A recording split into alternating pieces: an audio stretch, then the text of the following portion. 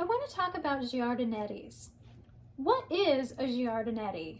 How do I know what it is? Or what is it when I actually see one?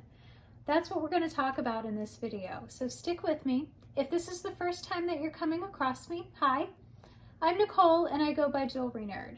And I teach people about antique jewelry, so if that's something that you like, please hit subscribe and ring that bell so that you can get notified every time I put out a new video and you can have access to all of that jewelry goodness. Come on, let's get into giardinettes.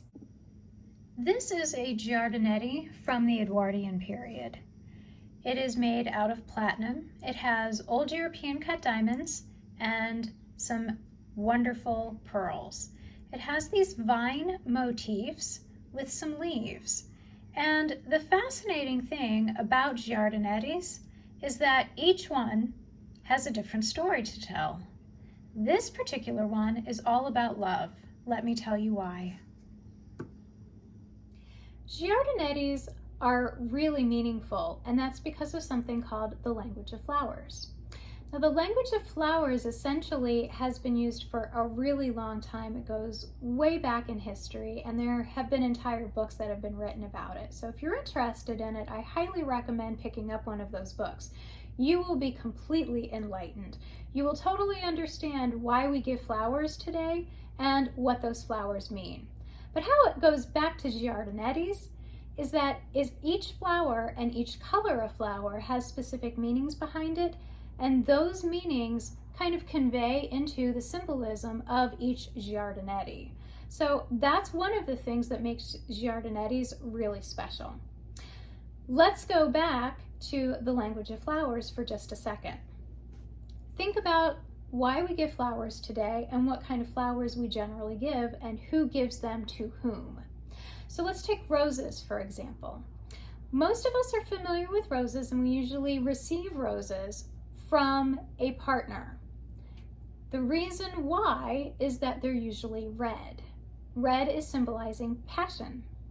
So basically our partners are telling us they're passionately in love with us. If we were to give our partners red roses, that would mean the same thing. It meant that we were passionately in love with our partners.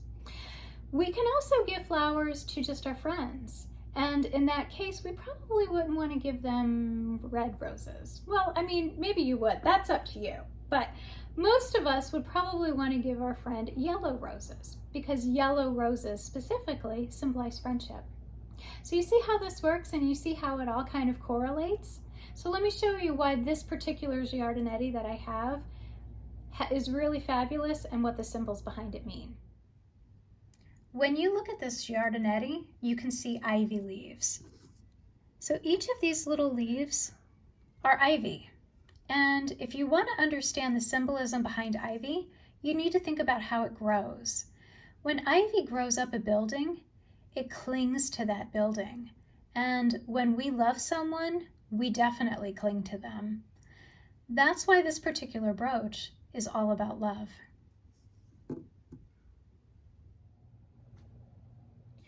Giardinettes are nothing new. They've been around for a really long time. You're probably really familiar with this one from the V&A Museum. Now this particular one is from the Georgian era, and it wasn't just from the Georgian era, but that's when the language of flowers was really prevalent. There are also giardinettes that, as you've seen, span all the way into the Edwardian era. I teach a class on how to identify all of the jewelry styles from the entire 20th century. Here's one from the 1930s, and this was made by Cartier.